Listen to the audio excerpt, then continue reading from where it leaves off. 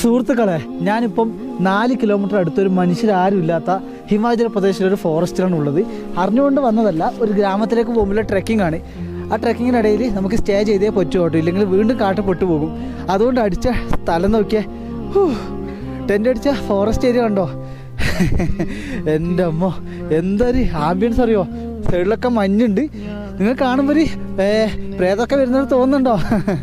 മനുഷ്യരാരും ഇല്ല, പക്ഷേ സ്ഥലം അത്രയും ഒരു പീസ്ഫുൾ ആംബിയൻസ് ആണ്. തീ ഇടാൻ വേണ്ടിയൊക്കെ സെറ്റപ്പാണ്. തീ കത്തുന്ന വീഡിയോ ഞാൻ ആഡ് ചെയ്യാം കേട്ടോ. ഒരു 8 മണിയാകുമ്പോൾ കത്തിക്കും, കാരണം കുറേ നേരം എത്തിക്കേണ്ടതാണ്. ഭക്ഷണമൊക്കെ ഞാൻ ഇവിടെ നിന്ന് വെച്ച് കഴിച്ചു. അതിൻ്റെ വീഡിയോ ഒക്കെ യൂട്യൂബ് ചാനലിൽ വരും കേട്ടോ. ക്യാമ്പ് ചെയ്തതിൻ്റെ വലിയൊരു വീഡിയോ യൂട്യൂബ് ചാനലിൽ കൊണ്ടുവരും.